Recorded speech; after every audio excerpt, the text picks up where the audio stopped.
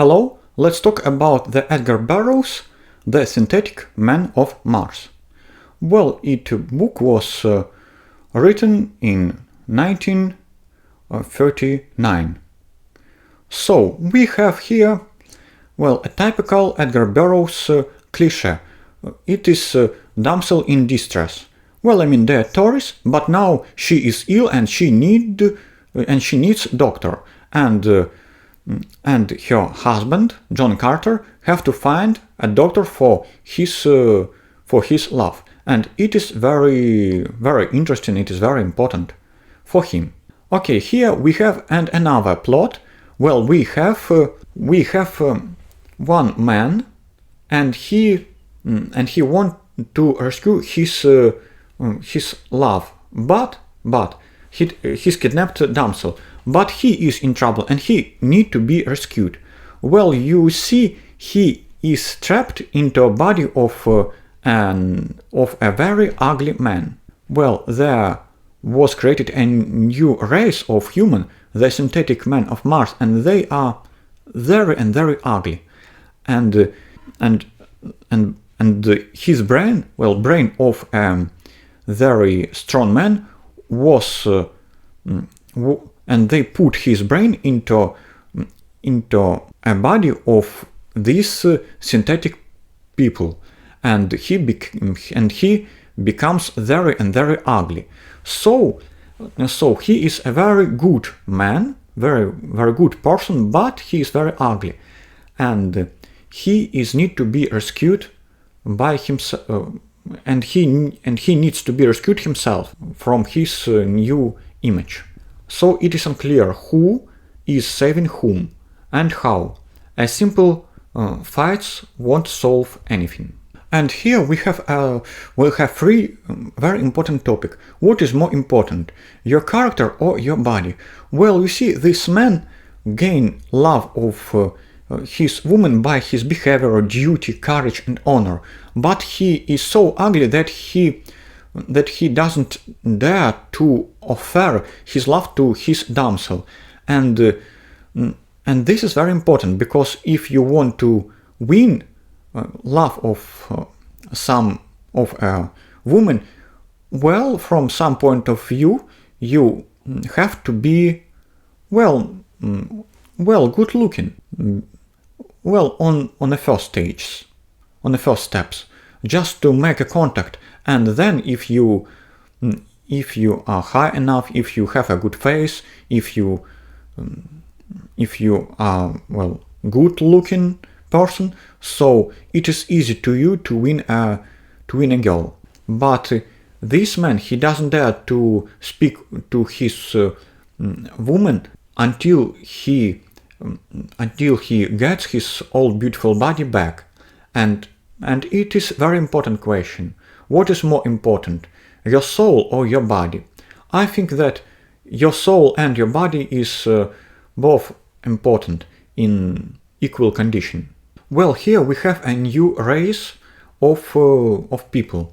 It is synthetic people of Mars, and firstly they were just a crowd, and then appeared somebody who is more smarter, more cruel, more cunning than others. But this all race are a bit stupid, and these leaders, they began to subdue others to themselves, and we have 5 leaders who now are something like a Soviet of leaders, and then there appeared a king, and each of that leaders, they began to create a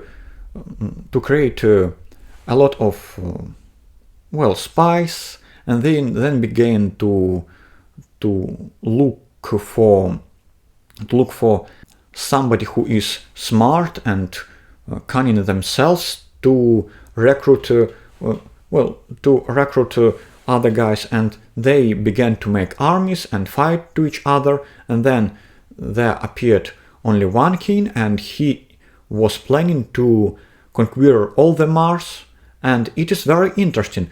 well, Edgar Burroughs, well, he, well, something like he showed us how can, well, what did he think about emerge of new country, and we can see it in his book, and it is very interesting. And a young and aggressive race that fights for living space, they create army of spies and informers, compete for resources and plan campaigns. And I can say that it is very interesting how they began to create a new civilization of warriors. And you see, here we have some Frankenstein motives. Well, there was a scientist who created this new human race, synthetic people of Mars, to understand how would they, well, just to explore them. He wanted to explore this new human race, but he failed, because these new creatures, they seized power from him, and they subjugated these scientists to themselves, and they created a new civilization. And here we see what will happen if a new civilization tries to conquer the world. This new civilization doesn't have proper function of state, and this is why this new civilization cannot to conquer Mars. They just don't know some things that other civilization already knew. For example, how to build these dirigibles. They just didn't know that thing, and Mars was already controlled by human race, and human race, didn't allow new race, these synthetic people of Mars, to take over power of the Mars. They just didn't allow it to do. And this is very interesting. I can compare it with Ridley Scott, Prometheus, and Ridley Scott's movie Covenant. And here Edgar Burroughs, he shows us what would happen if this new race will appear.